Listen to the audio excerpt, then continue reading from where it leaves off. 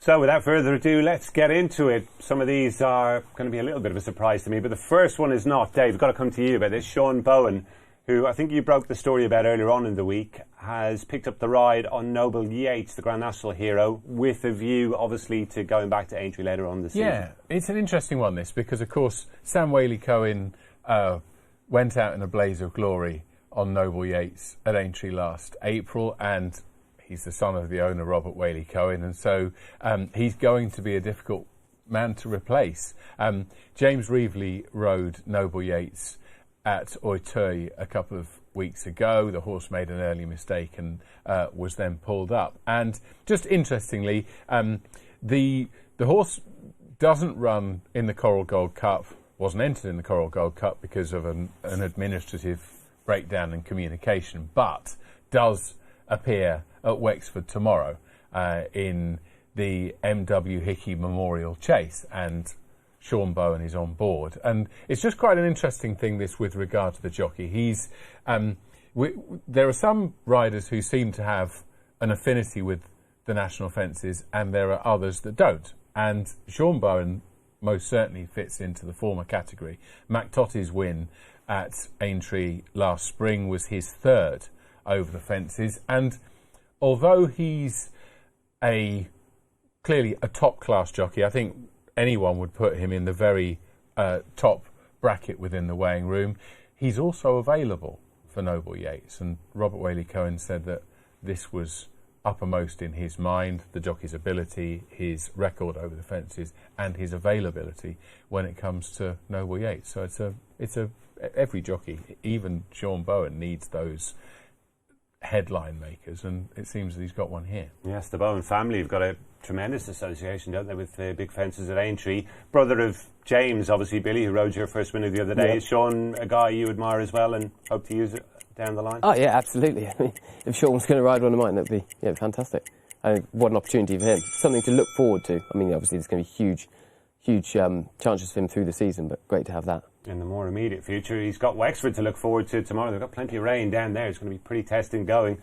Look forward to see how Noble Yates gets on down there. Arc Boost prize money, Dave. Tell us a little bit more about this. Relates to, I think, the Lincoln primarily. Is that right? Yeah, and indeed the racing programme at Doncaster. And Arc have received criticism at the Versum Futurity two-day meeting last week. Michael Dodds won a race with Dakota Gold, wasn't it? And said that he felt that the prize money at the meeting on the Friday wasn't good enough. This was echoed by John Gosden, who said that the £8,000 prize for a Group 1 card simply wasn't enough. And Arc have been alive to those criticisms and have boosted the money for the Lincoln will now be worth 150 grand next March. That's an increase of 50%. It was worth 100 before.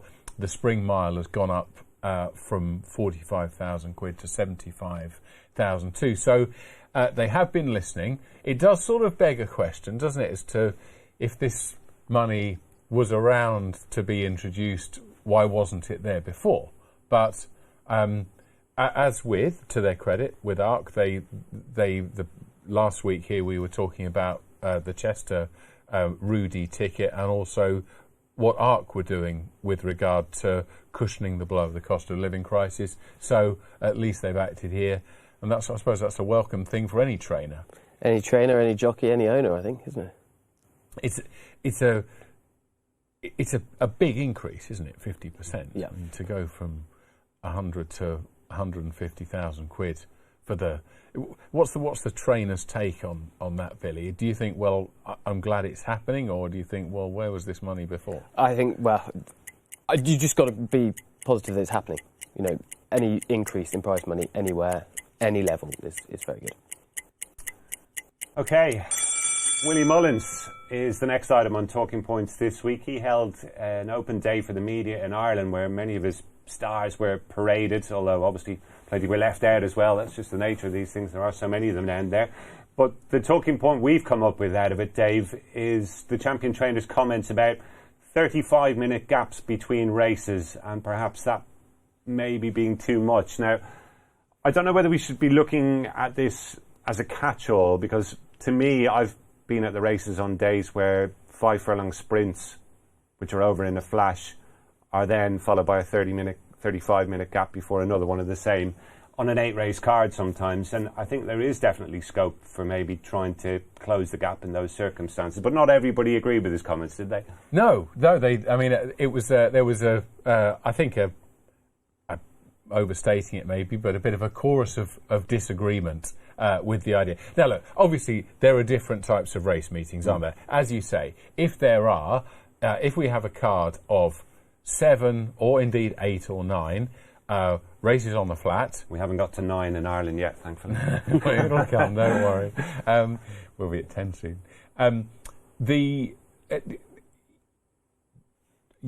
If those races are run at a lowly level, then there are not loads of media commitments to satisfy and stuff like that. And you can see, let's be honest about it, the all-weather cards that we have in Britain, and I think in Ireland too, why wouldn't they be 30-minute gaps? I think that, we look at Kempton sometimes and think, well, why is there a 35-minute gap there?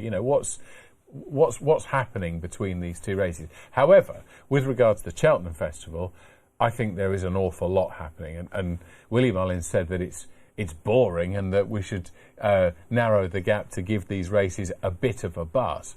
Well, I think they've already got sufficient buzz, even with the 35, sometimes 40-minute gaps. But there is a serious aspect to this, and that is, and it involves us in the media.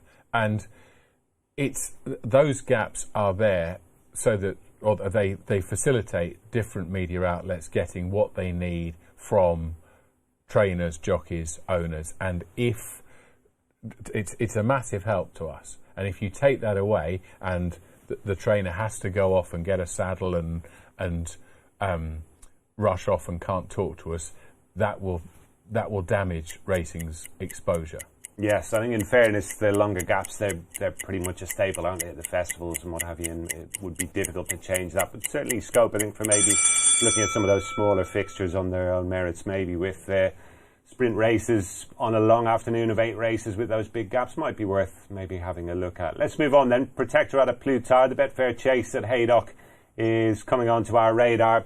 Billy, 2 smashing horses here, but at Plutard, it's very hard to, I suppose, look back at last year's achievements by him and think that anything is going to be able to beat him this term. Gallop and Deschamps, I know, is a potential new kid on the block. Dan Skelton, who we spoke to earlier on, has got Protectorate in there, and that's what we need, I suppose, for competition. He's not fighting shy, is he? No, he's not. I mean, Plutard was so impressive, not just in the Gold Cup, but he was in the Betfair Chase. He was a monster there. So if he turns up there in the same form, which is, Mr. de Bromhead will have him tuned up for that. Protectorate was 17.5 lengths behind at the Gold Cup, but he's a year older. He was only he's now 7. So we see these horses progress from 6 to 7. So there's some progression there. But Dan, go there with him. Why not? As he says, he's one of the leading staying chasers that we've got in England. So I think respect to Mr. Skelton for doing that. I know you've obviously got your own. You can't run scared of one horse, can you? Absolutely not. And we saw at Ascot yesterday, I suppose, with Goshen in the first day. We didn't get a chance to talk about that a little bit earlier on, but there were 3 there to take him on, even though the weights suggested he'd be up against it, and look what happened. Yeah, that's right. I suppose with Goshen, you sort of might fancy your chances to an extent, might you? Because he can either be absolutely brilliant or he can be bang average or even worse than that. But it's an interesting one, this, because we want... Part of me thinks, my goodness, Dan, why do you want to go and take on A Plus Tard in November? This horse who won that race, I think, by 22 lengths last year, and then won the Gold Cup at Cheltenham by 15 lengths. But of course, that's exactly what we want, isn't it? That we're talking about competition throughout the season, not these paths to avoid each other until... That's how it used to be in the old days, though. Exactly. And That's what we want. You know, full marks to Dan for this plan. He's in the image of his boss, isn't he? You know, he's punchy. He said, excuse me, I'm going to read this. He said that in terms of the 3 mile chasers in Britain, that Protectorat is setting the current benchmark. And you could almost see Nichols's ears prick up, couldn't you, when someone read that out to him. But yeah, it's very good. It's something that we need to see more of this, and we need for that to become the culture, as you say, as it once was, certainly in Britain, whereby there isn't just this suspension of belief until we get to the spring festivals. We've already seen a few punches thrown, Shishkin and Energumen. What a great race One that of the defining moments of last season, wasn't it? It was a fantastic race, and okay, things at Cheltenham, there wasn't quite the sequel that we were hoping to, but wasn't that a magnificent spectacle to be there at Ascot that day to watch? The more rain, the better, I should imagine, for Protectorat's Haydock bid. Neil Callan had an embarrassing moment at Kempton the other day, Dave. I suppose in an ideal world this wouldn't happen to someone of his experience, but to his credit, I think he handled it probably just about as best he could, and maybe that is where the experience comes in. Held his hands up, more or less took the mickey out of himself afterwards. Has he done his best maybe to, I suppose, diffuse the situation? Absolutely, he has. I mean, of course, he couldn't exactly, short of pretending it wasn't him, he had to hold his hands up. This was Neil riding out a circuit, finished a circuit too soon. Ballet Blanc in the final race at Kempton Park on Wednesday night, which was a 2 mile race, and Neil Callan rushes Ballet Blanc to the front, running to the final furlong, uses his stick, and it's like, oh goodness, you know, a brain fade of one of our most experienced riders. Well, inevitably, this triggers a torrent of vitriol on social media, much of it illegal, or at least actionable in a civil sense, and why that can't be sorted out once and for all. We know it'll cost the social media companies millions, but if you had to register your address or with a bank card or any meaningful part of ID in order to open those accounts, it would shut that down overnight, and it would cost Mark Zuckerberg millions of quid. But I'm sure he'll have enough to pay the baker on Friday, even if we did that. But yeah, he came out on Wednesday night, tweeted and said, my apologies. I spoke to him Thursday morning.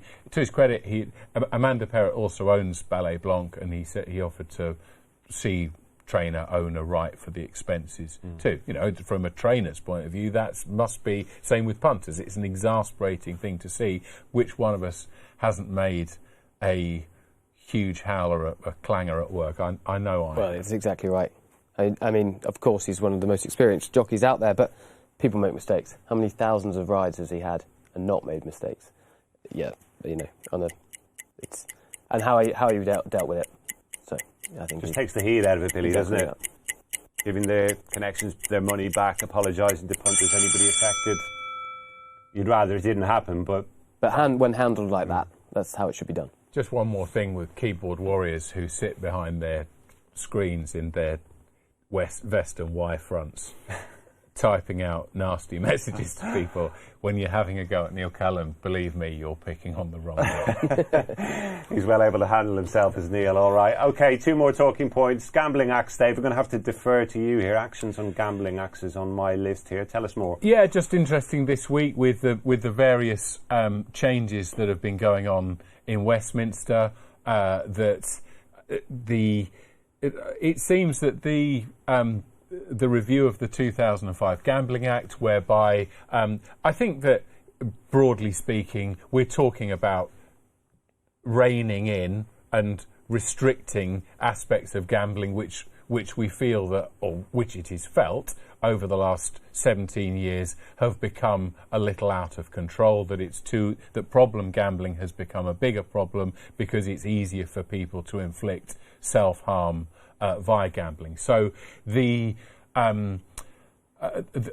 review was expected in the summer. Of course, there's been how many prime ministers have we had now? 3, isn't it, at the last count? You've got no fingers on that hand. Since July.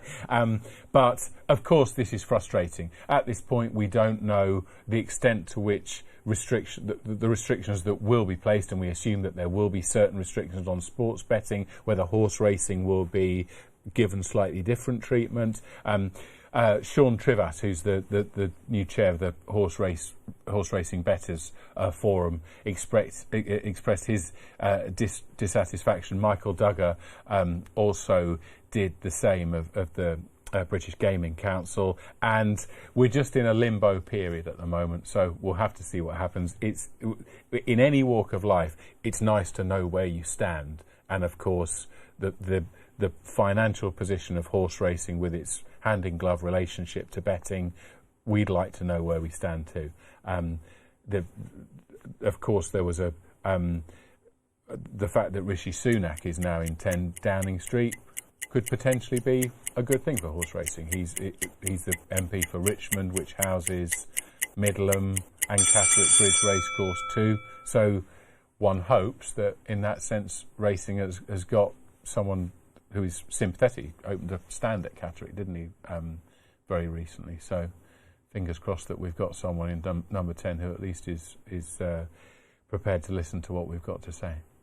And finally, we lost a few big names from the racing world this week, some to the breeding sheds and some to the great racecourse in the sky. And I suppose top of that list, Dave, would have to be Rock of Gibraltar. What a wonderful racehorse he was. I suppose will be remembered by many for the rather acrimonious dispute between Coolmore partners and Sir Alex Ferguson about his post-racing career. But I don't think that should overshadow anything that he did on the track, should it? He was tough as teak, multiple Group 1 winner, lived to the ripe old age of 23, I think it was. Yeah, absolutely. This was a horse who he filled so many column inches, as you say, on the racing pages, but elsewhere too, and a remarkable life. You know, first of all, there were the 7 Group 1 victories that broke a 30-year record held by Mill Reef. Excuse me for reading my notes. It started off with what is now the Jean-Luc Lagardère at Longchamp, went through to the Dewhurst, the 2,000 guineas, that defeat of Hawkwing, the Irish 2,000, the St James's Palace Stakes, the Sussex Stakes against his elders, then the Moulin. He was then beaten narrowly by Dome Driver in the Breeders' Cup Mile. So it was a remarkable career on the track. At studs, he sired Society Rock, who was the winner of the Haydock Sprint, and also Mount Nelson, the Eclipse winner, and also the dams of Kamiko and Poetic Flair, the 2,000 guineas winners. So he had a remarkable career as a racehorse, less remarkable but notable as a stallion. But of course, certainly the tabloid interest was, as you say, as a result of that very newsworthy tear-up between the Coolmore partners and Sir Alex Ferguson, then of course manager of Manchester United, ran in Sir Alex's red and white starred colours, and then of course there was the fallout over what Sir Alex would be entitled to. It was all settled amicably, we believe, in the end, but it was some story. It was. A couple of high-profile retirements this week as well. Princess Zoe, who was such a wonderful servant for Tony Mullins and owner Paddy Keogh. Blackbeard, of course, the star juvenile trained by Aidan O'Brien, retired after picking up an injury. Have you kept an eye on their racing careers, Bill? I don't know, do you follow the flat much? I don't follow it too much, but Blackbeard did catch my eye. I wouldn't want to be the one handling him. I think I'd stick to my national hunt horses if they were all like that. He often put on quite a show. And Dave, Gerald Cottrell passed away recently as well, who trained some very good horses, Young Inca being chief amongst them probably. Exactly, some really popular sprinters, as you say. Young Inca was the one that springs most readily to mind, a very popular figure in the West Country who passed away this week, and his contribution, certainly in my time of getting into racing and growing up with it, or not with it, but getting into it, Gerald Cottrell was a name that you always look for his skill with those types of horse. OK, those were this week's talking points.